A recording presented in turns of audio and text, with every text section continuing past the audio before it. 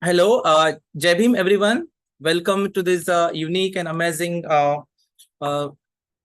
Intellectual Summit and Ambedkar Intellectual Summit 2024, as we are celebrating work and mission of Dr. Babasaheb Ambedkar on his 133rd birth anniversary. As we all know that from 7th of April till 14th April, we are celebrating this series. In last 3 days, we have experienced uh, uh, numerous sessions. So we are here with another sessions. So I will introduce. I welcome all the participants, speakers, and all the people. I introduce myself, Govind. I am a first-year student at Dalit and Tribal Studies from Tata in Social Science, along with co-moderator Shaina. Shaina will introduce herself. Jai Bhim everyone, I'm Shaina pursuing my bachelor's degree in History Honours from Miranda House, Delhi. Okay. As we all excited for these new sessions, we all know the Babasaheb's core principle is about education. We lot of people heard about educate, agitate, and organize. But as we seen in a mainstream and in other literature also, the thing is not discussed is Babasaheb's use on education. It is everyone talking about his philosophy on politics and others. But in this session, we will dwell into this Babasaheb philosophy and education. For that, we have this renowned speaker, Minal Sangole.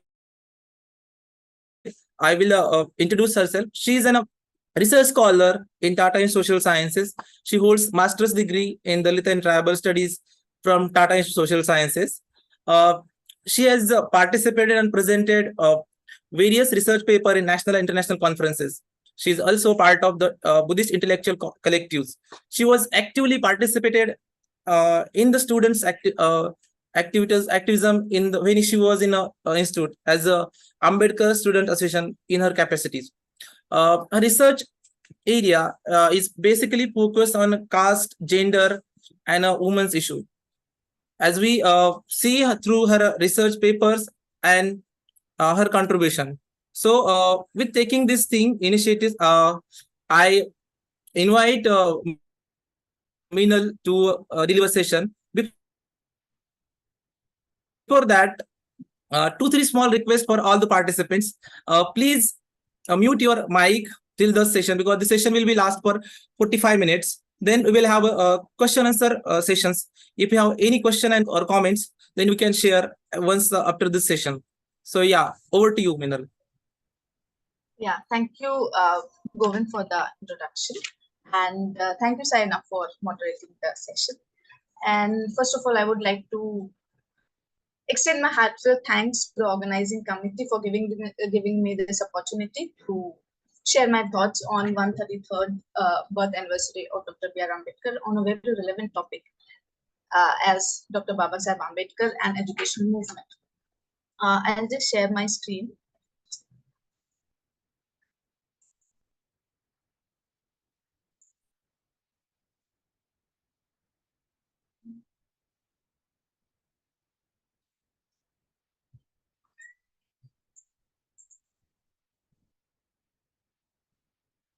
Is it full screen?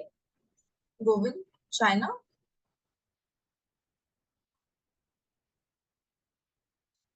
Are you able to see full screen? Yes, ma'am, we are able to see. Yeah, okay, yeah, thanks. So there's not much in the PPT, but just to engage the audience, I have kept it. So before I begin, I would like to put some methodological aspects to consider. I have divided the presentation into two parts. Firstly, I'll be talking about the social historical context of Sidhart College, which was the first college under People's Education Society established by Dr. B.R. Ambedkar in Bombay. With this case study, there will be an attempt to explore the interface between social democracy and higher education. I'll be mostly delving into about the secondary literature most used from the annual magazines of Sidhart College from the year 1946 to 1981, which is a period of approximately 35 years. And some of the content I have used from Babasaheb's writings and speeches. This particular portion is from my ongoing PhD. Secondly, I'll try to lay brief descriptions on the education models of Nalanda Academy as well as Navyana Buddhist Charitable Trust, which Govind also spoke about, under which Buddhist Intellectual Collective India is also comes. Based on my, and this sharing will be based on my experiences. I have used the terms Dalit, scheduled caste, and underprivileged backgrounds interchangeably depending on the time period and the context that it has been used. So, like we have known that, we know that Dr. Ambedkar's politics has been crafted from a unique blend of liberal, conservative, pragmatic, and rational traditions, and he always had a very scientific and humanitarian outlook towards his works. So we see that after his critical engagement and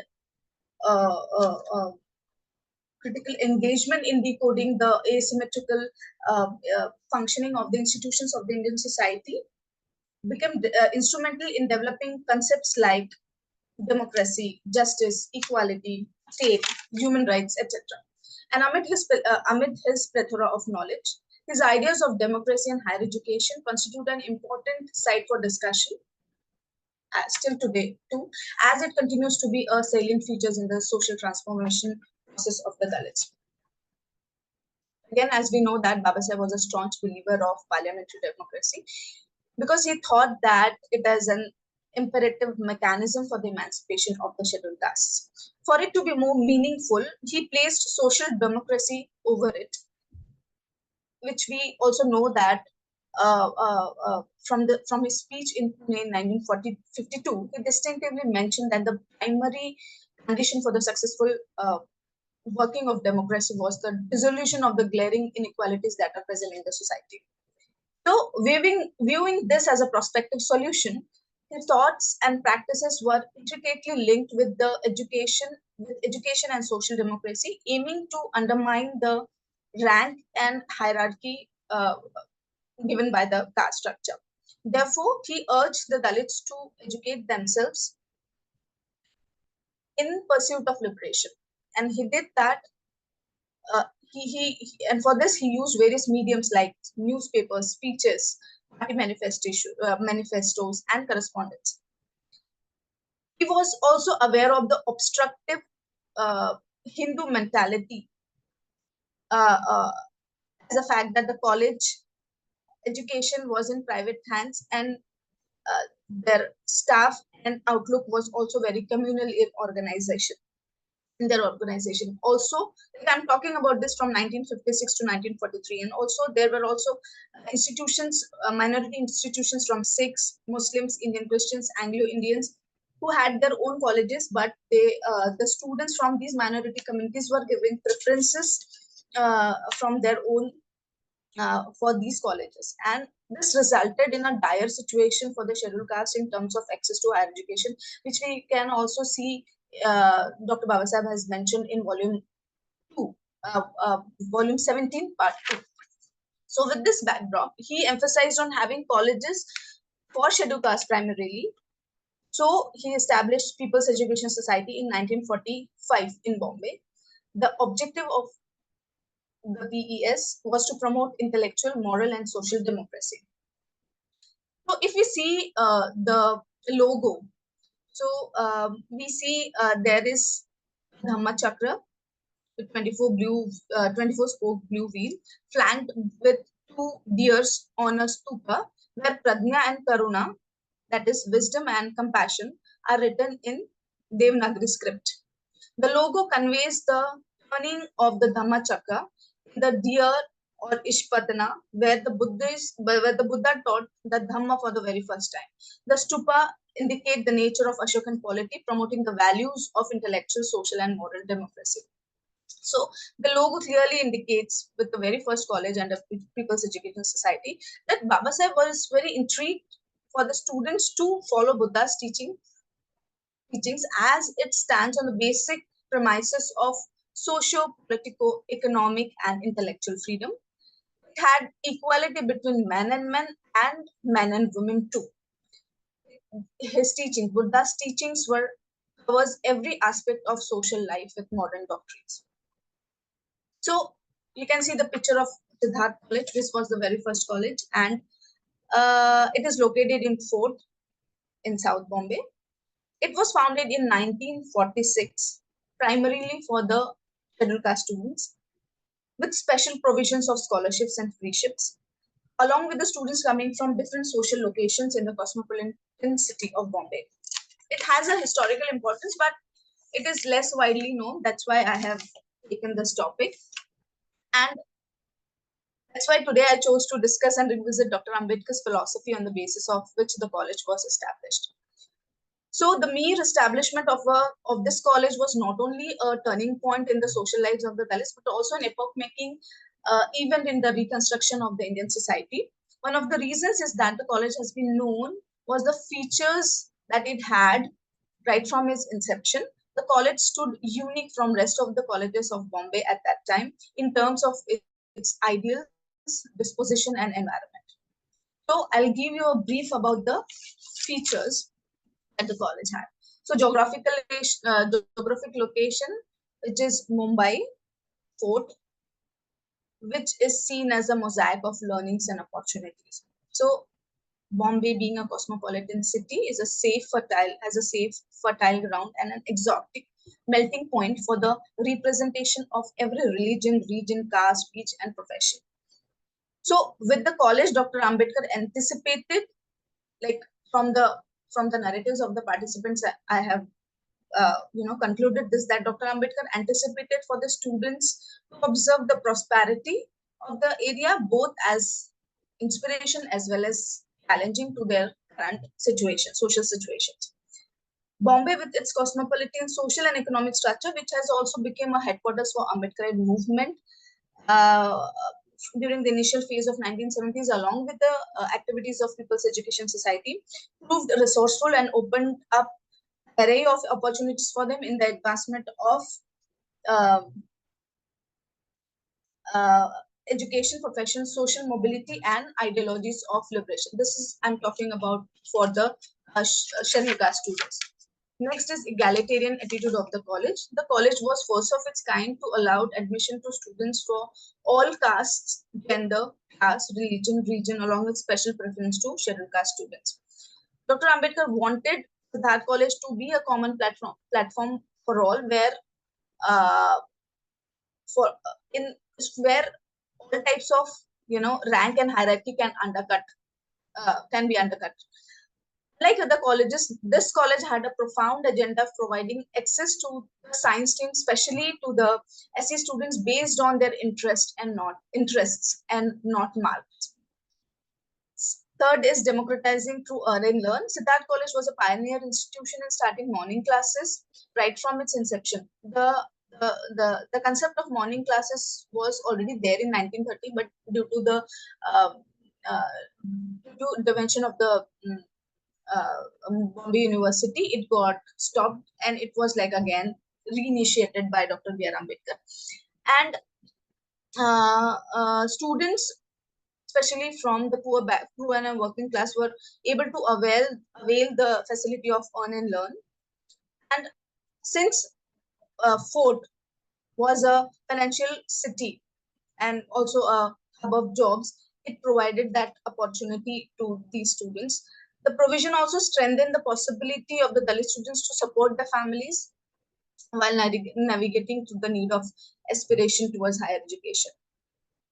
So in this way, it proved to be a substantial step in democratizing and socializing higher education by bringing it to the reach of the larger masses of the society. Next, I'll talk about recognition and celebration of diversity. The college had a diverse profile, like from 1946. If you have to see, the college had a diverse students profile covering from various regions, religions, and cultures.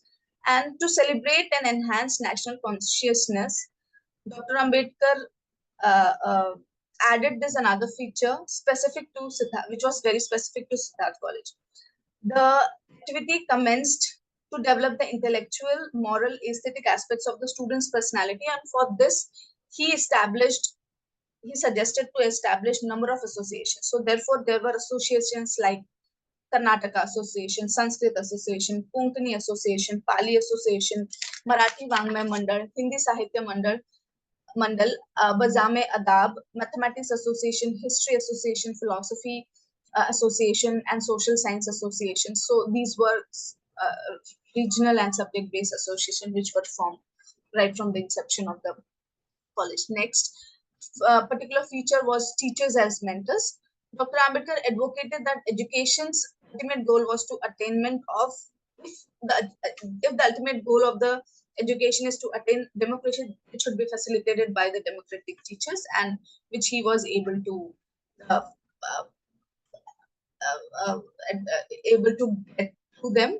Like, he appointed experienced professors with higher education attainments, which also included professors from upper caste who supported his movement.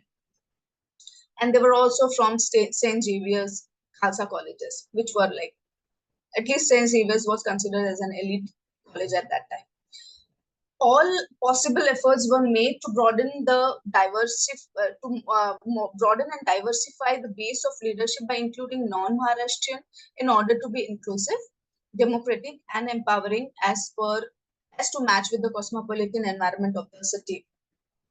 Hence, by emphasizing plurality in teaching occupation, Dr. Ambedkar was able to fracture the conformist notion of dissemination and dominance of knowledge by the Brahmins. So with this, we can also see, there were also professors from all other regions and caste and creed. Next is the college parliament. So this was also again a unique feature that the college had. Again, like, would try to restate that being a staunch advocate of parliamentary education, democracy, Dr. Ambedkar started this activity with a view of imparting training in theory and functioning of democratic and parliamentary institutions, which were like used to happen in the original parliamentary house. For him, the participation of every individual was the essence of this activity. The activity had two-pronged purposes. First, the development of the self, and second is to become the social actor in establishing and maintaining a democratic polity. So, in this way, we can see that the college was not like this activity departed the college from being just a learning space on the subjects, but became a space that applied democratic principles to cultivate and deepen democratic ethos, both among the students first and later as the citizens of the society.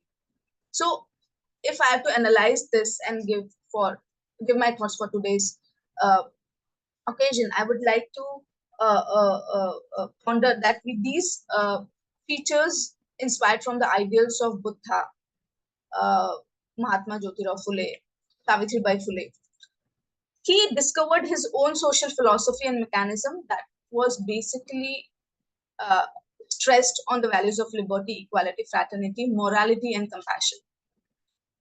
Dr. Ambedkar was convinced that education could breed and cultivate these noble sentiments among people regardless of their social origins. Hence, recasting educational institutions was the aim for establishing social democracy.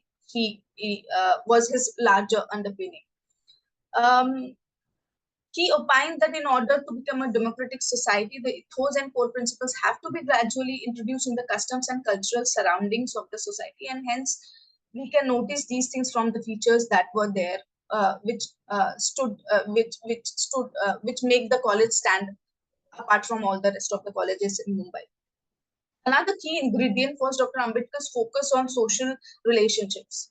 In his first essay on political writings presented before the Southborough Committee, he argued that the absence of social endosmosis is the most pronounced factor between the touchables and untouchables. And there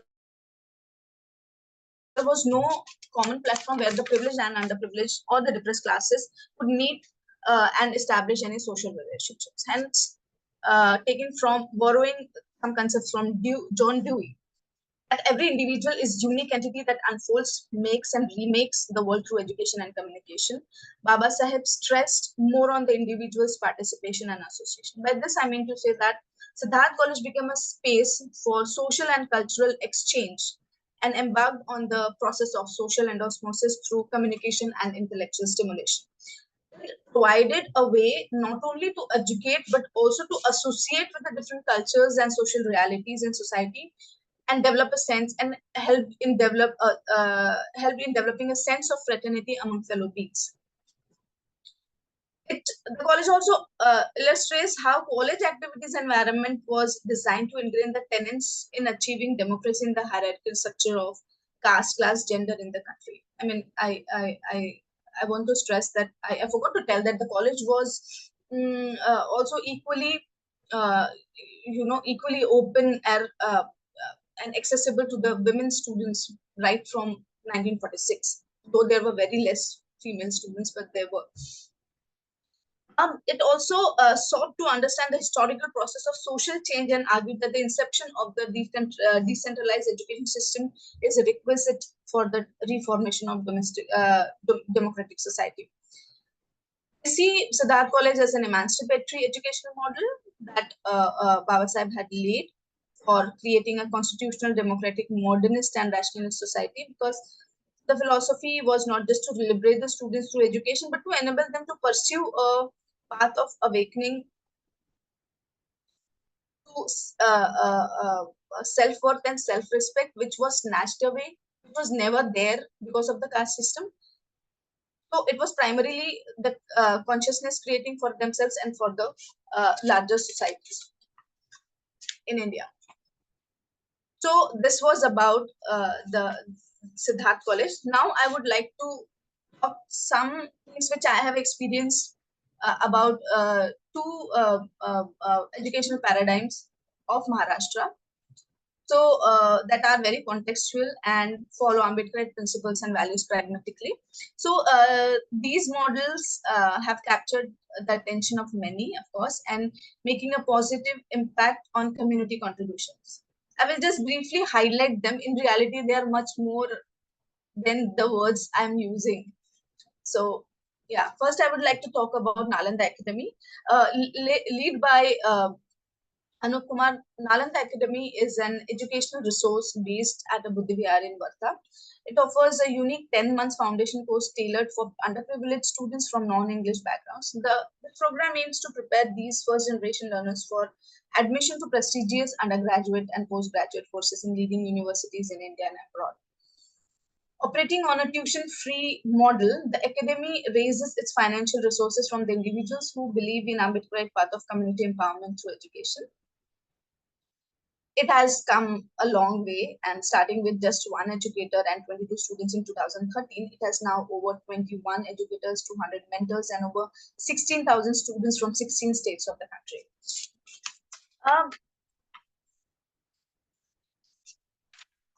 Regarding this, I just want to give my few points that, like I've already mentioned, like I've kept Sidhart College as a base, and when I see Nalanda Academy, it has also been able to democratize education by providing community support, resources, networking, and opportunities to underprivileged students.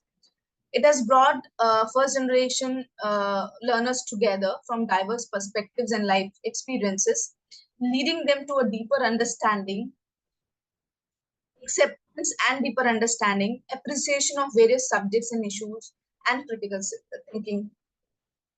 This also provides them with an opportunity to challenge stereotypes and prejudices by developing their academic potentials and capacities, thereby exploring more for their personal and professional development. So again, like next model, I'll talk about the Navyana Buddhist Charitable Trust, which was registered in 2021, currently led by Advocate Sujit Nikalje. It was initiated by Dr. Bodhi SR in 2017, along with some of the community students from TIS Mumbai as a small informal group. So we used to have regular meetings on Sunday. We used to call it Sangha. So the Sangha gatherings commenced in introspection on smaller aspects of Navyana Buddhism gradually expanded to encompass broader viewpoints in efforts to comprehend Babasaheb and Buddha's teachings. So the trust is run by done from its members, and you can see currently it has 4 projects. And the trust has been influential in organizing 2 winter and summer schools, roundtable, Dhamma talks in Naglok, in Kondankund, where the members go through critically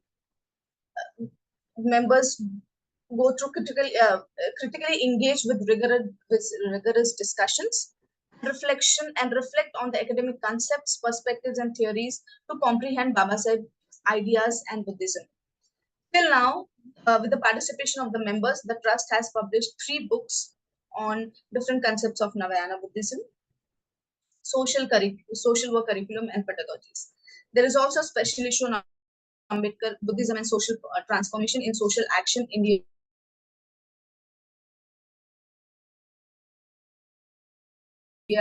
which is a UGC approved journal, from New Delhi. So my views on this model is that the Sangha constantly uplift the ethos of the Buddhist scholars by navigating them through unfamiliar academic systems, concepts, fostering an environment where there was no absolute right or wrong in the topics under discussion. And we as Sangha members evolved. I've seen over the years that we as Sangha members have evolved with subjective understandings and realities towards a more scientific knowledge and rationality, which you can see in the books that are published under NBCT. These practices aid scholars in enhancing their confidence, dedicating themselves to academic pursuits, refining their understandings and research abilities, sharpening their writing skills, publicating articles, and so on, which were like most of us were not aware of, or finding it difficult to gel with the dominant structures that are available in the academia. So this I wish to emphasize that both the initiatives are unique in their own right and provide a fostering environment to the community students by enhancing their character primarily. Like the Sidhart College, both of these institutions extend beyond as a institution and positively impact the wider community by producing educated individuals or role models who can contribute to the social and economic development of the community, advocate for social justice, and address the needs of the underprivileged communities. Reflecting on the relevance of Babasaheb's and Buddha's teachings in the contemporary society and the potential to address the ongoing social injustices, these educational models still stand tall and robust. So with this, I want to end my presentation, and I'll be open for discussion and for Q&A session. Thank you.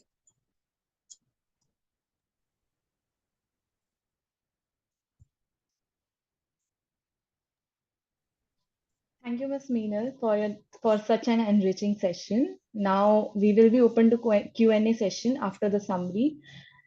Ms. Minal, in her section, examined the evolution of Sidhartha College, the first institute under the People's Education Society, to unravel profound influence of Dr. B.R. Ambedkar philosophy on higher education.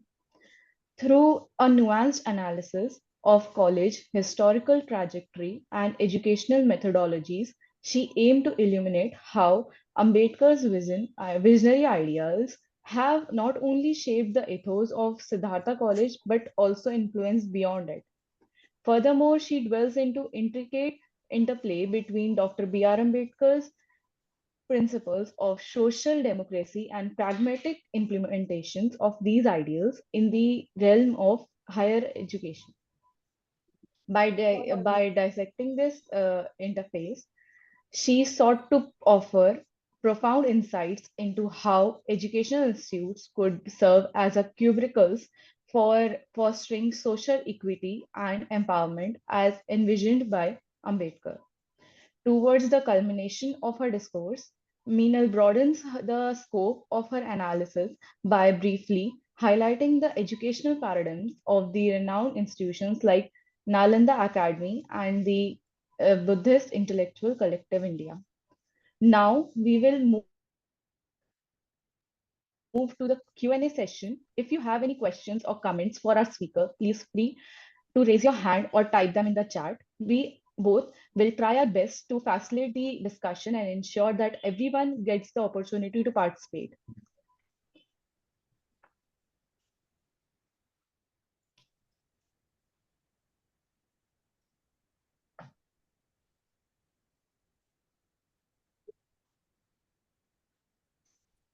Yes, Ms. Arif, please unmute your mic. Yes. Yes, Arif, can you? Am I audible? Yes. Yes, sir. Yes, you are audible. Thanks a lot. It was really enlightening and very lucid lecture. My question is, as most of the great minds who have brought revolutions in the world, they consider education as biggest tool of social transformation, and proudly saying Dr. Ambedkar was one of them. What we look in this world presently, especially in the era of so-called knowledge economy or information society, the education is turning completely into a commodity of akin to any investment or business investment proposal, wherein completely it is completely devoid of any value. So how to revive that value?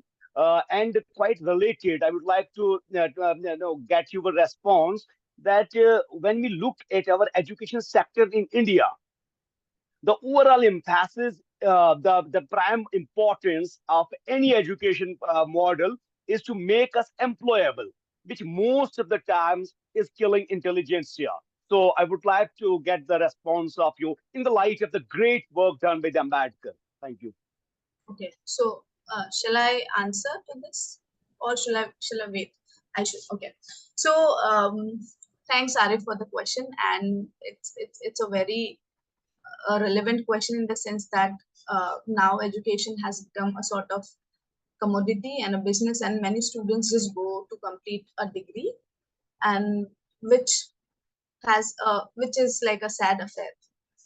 But if I have to revive the views of Dr. Ambedkar, he has that's why said that education is not just important for economic advancement or for getting a livelihood.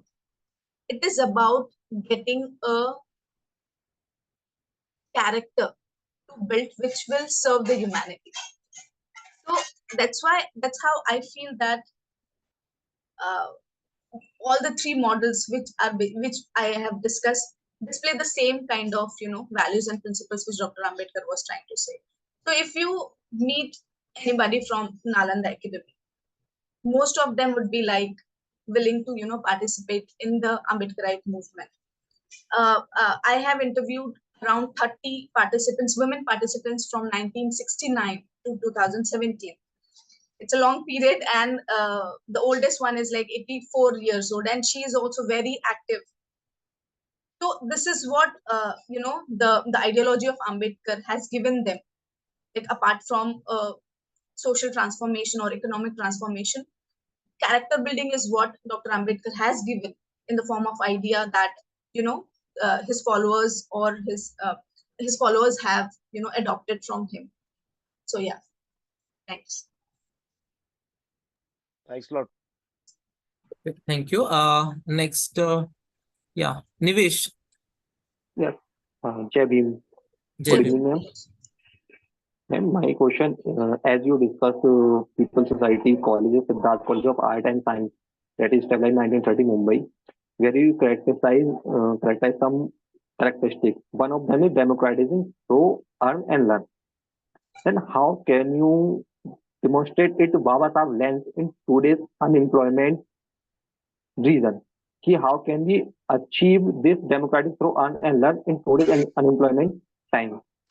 Can you demonstrate it with Babasaheb lens? Nivesh, can you please views? repeat your question or write, because you are not clearly audible. I'm not clearly audible.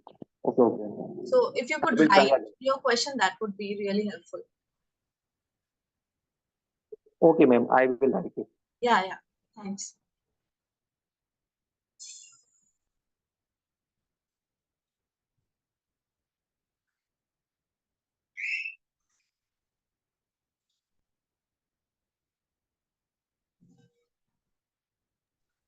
Till then, anyone else who wants to share any comment or insights? I am also open to suggestions and comments, critical comments that will improve my work and presentation. So yeah, I am welcome to those as well.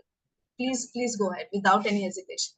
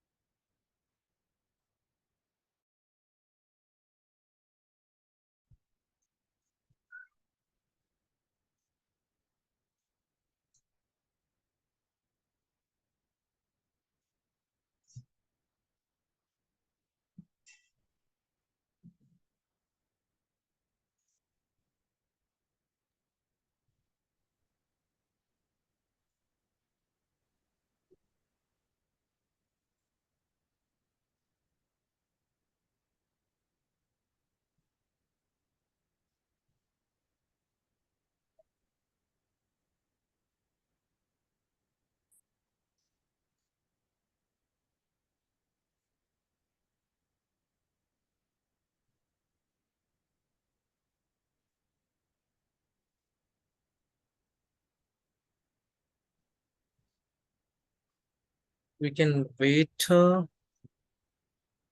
Yeah. Kapil, can you unmute your mic and Sure. Thanks. Thanks. Hi, my name is Kapil. I just saw that invite on Yogesh Maitria's story and I jumped in. I had no background of the content today, so a great session. I loved it. Um, since you were talking about Sidhart College, would like to highlight that I'm a student of Minal College, Aurangabad. Okay, great. So that gives me a good feeling. I never know the background of the Sidhart College, so that gives me a good feeling. Uh, the thing that I want to highlight here is the situation of the Millens College. Since I passed out and I see people are still struggling to build their career or build their life. Uh, I think main reason is they don't have any guidance. The college is now run by Savarnas.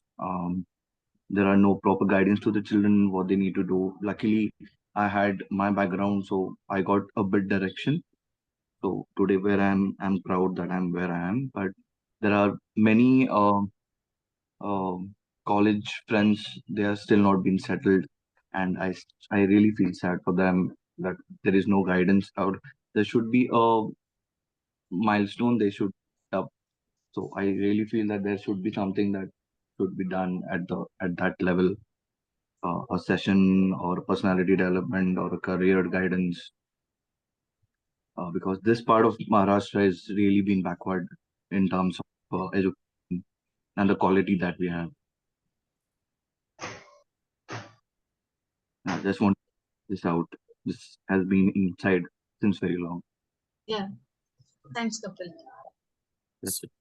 Yeah, one thing I can say for this is that there was a separate constitution for Sidhart College, and I have not come across anything like that for Millen College. Though Millen College is considered as the first college under PES, but it was opened in 1951, and this is 1946 I'm talking. So, like even that is there, but even for Sidhart College, there is still a tussle between the management and who is going to own the college and who is going to run the society and all those stuff, which is actually bringing a negative impact on the students. And I would just like to point out here that, which will, I think, also answer Nivesh's question, because I could hear some of his words, which was that it's not just that these colleges under PES are only facing problems of employability. It is throughout the institutions that our education system has taken such a lag that it has shown as a similar condition all over the institution. So it is the same condition everywhere. So I don't know how, but it's just about that. If we try to keep on working towards the same path or whatever expert area or whatever thing we are trying to do now, is that can give you a possibility. But yeah, majority of the portion is still clueless about how to go about it, because even after doing PhD, I'm having still a question where I'm going to go end up in terms of having a job. So it's everywhere. It's a pathetic condition now. So one more thing we can do is we have to create jobs for our own selves, like uniting with the community people who have who try to address such kind of things, and who are willing to support the community people, young community people. So we can do that, and we can try to like Nalanda is doing a great job in terms of that. NBTC is also city is also doing similar kind of thing, that it is actually making students rigorously a scholar that can stand in any kind of situation when it comes to knowledge. So yeah, that can be done. Okay, thanks. We have two questions in chat box. There are two questions. Do you want me to read them? So Nivesh's question is, yeah, I will read, Saina, thank you. Okay. As Sidhart College characters in Wind Watch is the decision.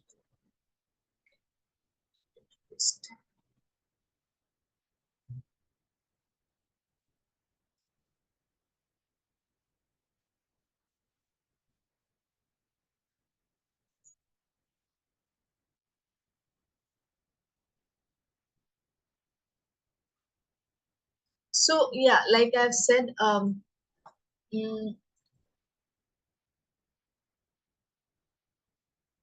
Babasaheb's model stand direct when it comes to there was no access to higher education. And when I say democratization through earn and learn, it was basically to access higher education while the Siddharthians were able to uh, uh, uh, earn a living. So I won't say it was relatively easier during that time to get into jobs, but it was something which I don't know. I will like to stress again that the education system and the present regime is such that even after learning so much, we are not able to get any sort of jobs. And I don't primarily think that, apart from saying that we should be able to achieve by taking higher education, we should be able to achieve into executive post. I mean, Dr. Ambedkar's thought I'm sharing. He said that we should be able to achieve executive posts. By this, he meant that um, we have to work harder for that, and the present circumstances is such that it has become difficult more than that it was earlier. So I guess I don't have a proper answer for this, and maybe the trial and error method in multidisciplinary, or maybe starting from smaller work, can be the solution. Because even I'm taking my own example. Even after doing PhD from an elite institution, I still feel that I might have to start a job from a very basic one, not in the teaching profession. And I think I'm okay with it, because I have to start from the scratch, and then try to experiment with the opportunities that are going to come in my way. So yeah, that is the only thing I can say. There is no assurance and there was never any assurance from Dr. Ambedkar also that after doing a certain degree, you're going to get a job. So it is up to us to adapt ourselves with the with the contemporary circumstances and try to, find something which is suitable for us.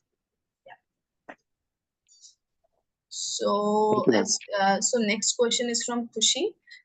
In the session earlier about democratic teachers, now in the vast social media culture, teachers are not able to teach students freely because they themselves do not know when it goes viral. So I don't think I should answer this, but I don't know why. I think can become funny nowadays, or anything serious can become, funny and then dangerous at the same time. So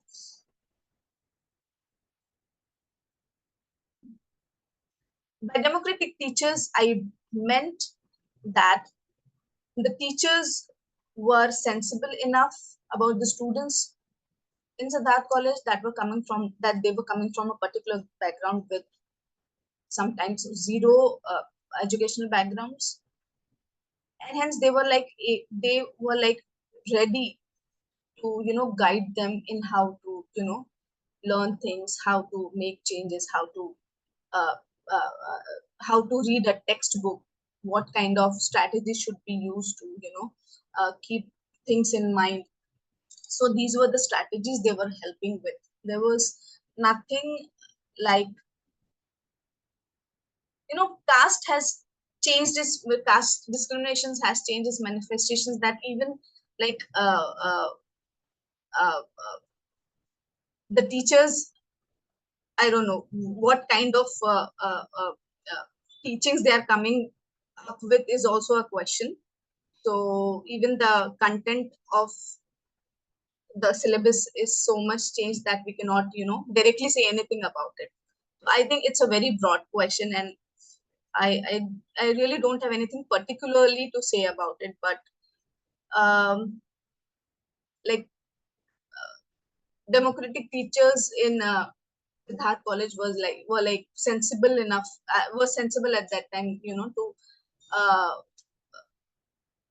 help the students to get out of the inferiority complex that they had, the Dalit students had during at that time. So they were helpful at that time, and even now they are there. These teachers are there. They are trying to do much. I have some professors in TIS who are who don't come in public, but they help the students individually, because the political scenario is very difficult and different, because they have to secure their job so that they can also do something for the community as well, for themselves as well as for the community as well. So yeah, it's a time that we have to take care of oneself first and then for the community, and which goes parallelly. I'm not saying that it's a priority based thing, but yeah. Yeah, I don't have a proper answer for it, Kushi, but definitely we can ponder more about these kind of things. I even I am myself refraining to say something which can go against someone, so that's why I'm limiting myself. So yeah. So moving on, is there any questions left you want to ask or comments? Yes, ma'am. I have one question. Yes, ma'am. Amazing lecture, by the way. I wanted to Thanks. ask, like, has the educational institute has always been casteist, or are we seeing rise in casteism in the last 10 years? Because, we also see that that India has seen a major boom in digital platforms, right? So we are also witnessing a large form of casteism, there are media reports, there are news articles, and students also report a lot of things. So can we say that casteism in the educational institute has been rise on the last 10 years, or has it always been there? Just because of the digital boom, it's coming in the limelight. Yeah, so that will be my question. Okay. So may I know your name, please? Yes, ma'am. I'm Kshitij Moon. Kshitij. Okay, Kshitij. Yeah. So thank you, Kshitij, for the question. And I would say that based on my experiences, it has always been there. And it's true that the with the help of the social media, we are able to bring it out more. But it is also equally important to note that it is also that the students are now have, you know, have become aware of these things and are trying to confront these kind of situations, and that's why they are raising their concerns in front of everyone. So it goes both ways. Yeah, it goes both ways, that it is helping us, the media is helping us, and we are also getting aware of these things. So yeah. Okay, ma'am. Thank you. I think I have answered your question. Was there a second question? I mean, I forgot. No, my second, like both the questions were interlinked only. Okay, The okay. second question What was the second part? Yeah, please tell. Like has the second part was did we see a rise in casteism in the last 10 years, or was it always there? So after the government came into the picture after 2014, like has the caste issue has risen even more? Like there was the already caste problem in India, like since we know, but has it like increased a lot, like after this government has came? That was my question. Yeah, I think it has increased, and there are also its changed manifestations that we are able to see, which we are sometimes not able to understand that we are going through it, but they are there, and we see that we are also having uh, like there are committees in the institutions, educational institutions, which um, take care of the uh, uh, uh, uh, this take care of the caste discrimination, sort of the incidences of caste discriminations in the institutions. But most of the times they are being sidelined by saying that, okay, this was the first time, you should not do it, and all those stuff, because I have experienced this in this. And though there are sort of some serious repercussions also, but most of the times they are just being sidelined, or are not being taken into, not highlighted into that much. But having said that, the effect that the student has gone through, the psychological effect, the impact that he has gone through, is never taken into consideration, apart from having these kinds of active institutions in the institutions in the college campuses. So yeah, definitely it had increased, but we are still grappling with it. Yeah. Okay, thank you, ma'am. Thanks, Kshitij. Now the floor is closed. We are going to conclude the session. Ma'am, your insights were invaluable throughout the event, and we greatly appreciate hearing your reflection or concluding thoughts you have on today's session. So, I don't have any concluding remarks as such, but I found it very insightful to know about that students are interested, and mainly we are facing with the problem of employability. But one thing I would like to say is that like especially for the students who are like in the graduation and post graduation, this is the right time to make ourselves work harder than our earlier generations, because that is the time where we can uh, uh, uh, uh, try to snatch something which will be like for us. Second is try to I would really suggest to try to associate with some of the community groups that are there, even if they are like online. But we need to be associated with such kind of organizations or small groups, which will help us to grow more, know more things, be aware of things, be aware of the opportunities that are there, which might not be created, but we can together create those opportunities. So yeah, I would suggest really this, because personally I have felt those things which were lacking.